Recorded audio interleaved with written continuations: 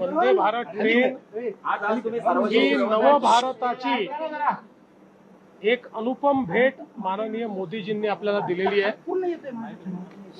जगातल्या विकसित राष्ट्रांमध्ये जशा ट्रेन आहेत तशा प्रकारची ही वंदे भारत ट्रेन आहे आणि आज मी याच ट्रेननी मुंबईवरनं साईनगर शिर्डीला आलो।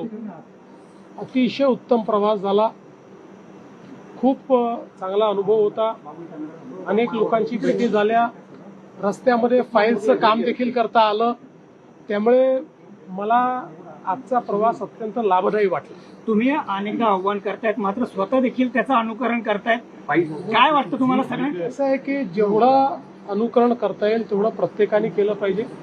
माझाही हा प्रयत्न आहे की जिथे जिथे शक्य आहे त्या त्या ठिकाणी आपण माननीय प्रधानमंत्री मोदयांनी जे काही आव्हान केलं आहे त्या आव्हाना अनुरूप आपण काम करावं, कारण आपण केलं तर लोकांना देखील करण्याची एक इच्छा तयार होते। तोच माझा प्रयत्न आहे। भक्ती पाठोपाठ ग्रामीण भागामध्ये पेट्रोल डिझेल मिळत नाही, या संदर्भात मी कालच सगळ्या जिल्हाधिकाऱ्यांना आणि विभागीय आयुक्तांना सूचना केलेल्या आहेत। त्या त्या ठिकाणी शेतकऱ्यांना जो काही डिझेल लागेल ते उपलब्ध करून द्या, पण शेतकऱ्यांच्या नावाखाली जर कोणी साठेबाजी करत असेल तर त्याच्यावरही लक्ष ठेवा, कारण काही भागांमध्ये अचानक 20 ते 30% डिझेलचं मागणी, पेट्रोलची मागणी वाढल्याचं दिसतंय।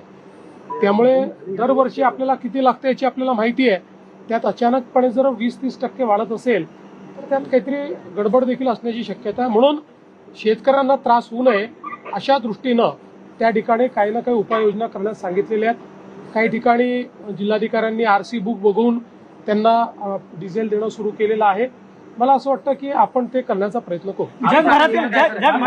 जगभरातील भक्तीचं केंद्र असलेली शिर्डी आता शक्तीचं केंद्र बनते, काय वाटतंय? खूप आनंदाची गोष्ट आहे। बघा, भक्ती आणि शक्ती आपल्या भारतीय अध्यात्मामध्ये एकत्रितच आहे आणि आपण सगळे भक्ती आणि शक्तीचे उपासक आहोत। त्यामुळे शांतता तेच प्रस्थापित करू शकतात जे शक्तिमान असतात। दुर्बल व्यक्ती कधी शांतता प्रस्थापित करू शकत नाही। त्यामुळे आपण जर शक्तिमान असलो तर आपण जगाला साईंचा श्रद्धा आणि सबुरीचा संदेश शिकवू शकतो। महाराष्ट्रातील ताज्या बातम्यांसाठी बघत रहा टाइम्स टुडे टीव्ही। सोबतच शेअर करा, सबस्क्राईब करा आणि बेल आयकॉन प्रेस करा।